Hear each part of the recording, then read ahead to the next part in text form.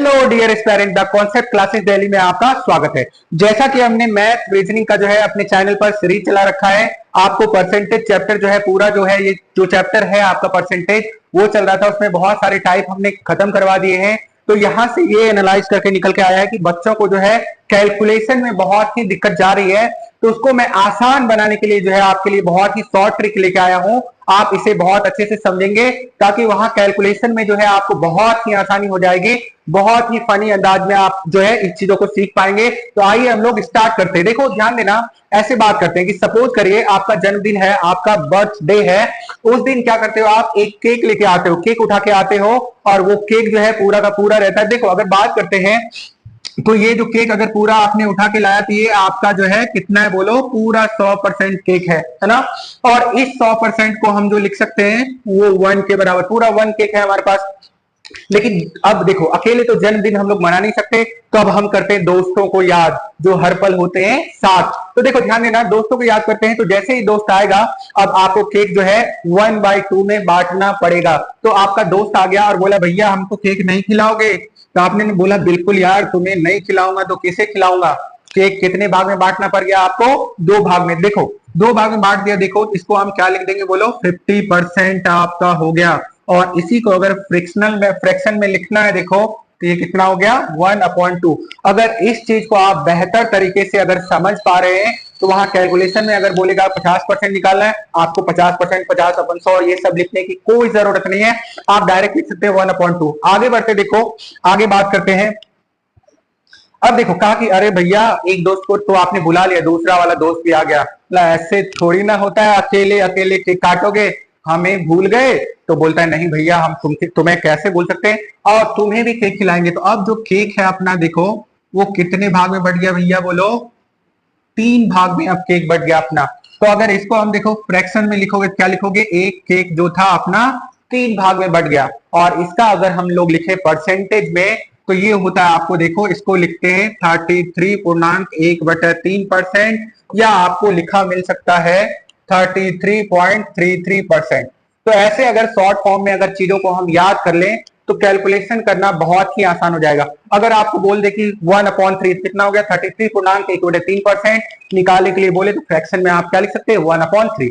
उसी तरह देखो अब आ गया अगला दोस्त एक और, बोला भैया हमें भी तो केक खिलाओ, खुद खुद जन्मदिन मना रहे हो अकेले अकेले, हमें क्यों भूल गए, है ना।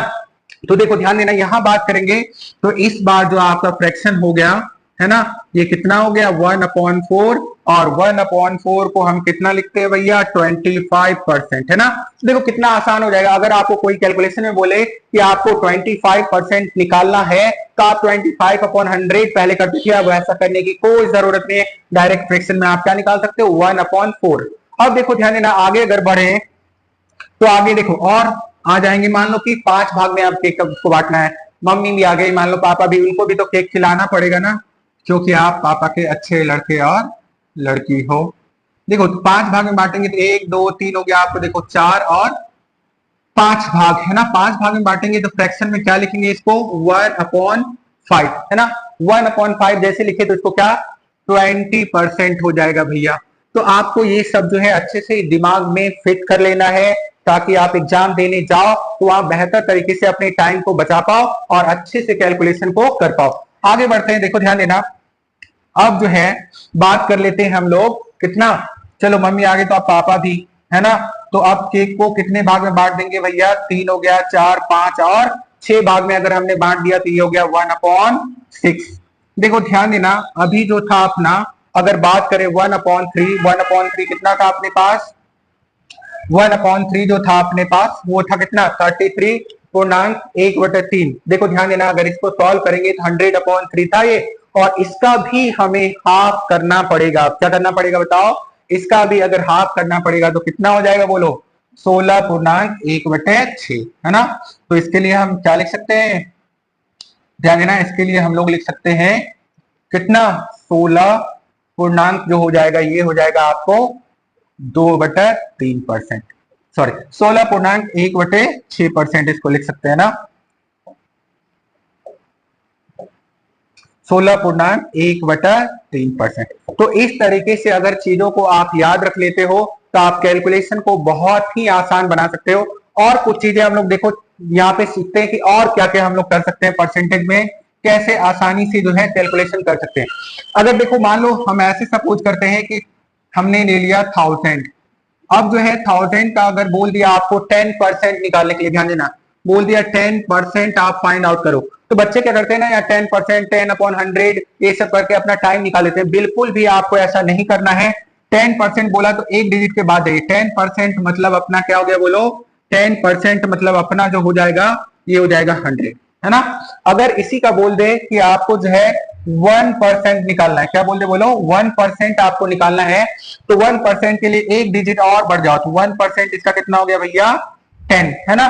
तो आप ऐसे ऐसे शॉर्ट ट्रिक लगा करके जो है कैलकुलेशन को बहुत इजी कर सकते हो।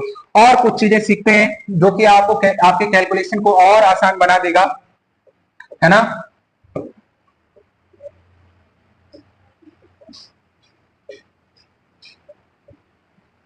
देखो आगे बढ़ते हैं, है ना, इसी में देखते हैं हम लोग, सीखते हैं आगे कि और हम लोग जो है क्या क्या करके कैलकुलेशन को आसान बना सकते हैं। जैसे ऐसे समझते हैं 20% तो हमने सीख लिया, 25 सीख लिया, है ना, और 50% सीख लिया, लेकिन और देखो कैलकुलेशन आपको करने के लिए दे दिया जाता है। अगर बोले कि भैया ये बता दो 40% जो है किसके बराबर होगा, बोल दे आपको 60% किसके बराबर होगा भैया, या बोल दे 75% किसके बराबर होगा, है ना, या आपको दे दे भैया बता दो 80% किसके बराबर फ्रैक्शन में होगा, तो आप जो है वहां ऐसे कैलकुलेट मत करने लगना कि 40/100, ऐसा कुछ भी नहीं। देखो आसान बता रहा हूं, आप इन चीजों को वहां पे अप्लाई करेंगे तो आपका उत्तर बहुत ही आसान हो जाएगा। अगर देखो 40% बोल रहा है तो हमें याद है 20% को जो हमने लिखा था वो लिखा था 1/5, क्या लिखा था बोलो 1/5। तो अगर देखो 40% हो जाएगा भैया तो कितना हो गया ये 2/5, दो गुना है। 60% की बात करेंगे तो देखो 3/5 हो जाएगा। अगर बात करें 75%, देखो ध्यान देना 75% को अगर लिखोगे तो ये कितना हो जाएगा आपको 3/4, है ना, क्योंकि 25% को हमने लिखा था 1/4, तो 25 का ये 3 गुना है तो क्या हो गया अपना 3/4। और उसी तरह देखो 40 का जो 2 गुना है क्या है बोलो 80, तो ये कितना हो जाएगा 4/5। अगर इस टाइप के आप जो है परसेंटेज से फ्रैक्शन को याद रखते हो या फ्रैक्शन से परसेंटेज, तो आपका कैलकुलेशन वहां बहुत ही आसान हो जाएगा। उम्मीद करते हैं कि ये जो शॉर्ट ट्रिक आपको बताया गया वहां कैलकुलेशन में आप अप्लाई करेंगे और आपका जो कैलकुलेशन है बहुत ही आसान हो जाएगा। इसी के साथ आज आपसे हम विदा लेते हैं। उम्मीद करते हैं कि आपको ये वीडियो बहुत अच्छी लगी होगी। अगर आपको ये वीडियो बहुत अच्छी लगी है तो आप अपने दोस्तों के साथ शेयर करें ताकि वो भी मैथ के परसेंटेज का कैलकुलेशन बहुत ही आसान कर पाए। अगर कोई छात्र और छात्राएं हमारे चैनल के साथ नए जुड़ रहे हैं तो कृपया करके हमारे चैनल को सब्सक्राइब करें और अपने दोस्तों के साथ हमारे वीडियोज को शेयर करें। Thank you very much.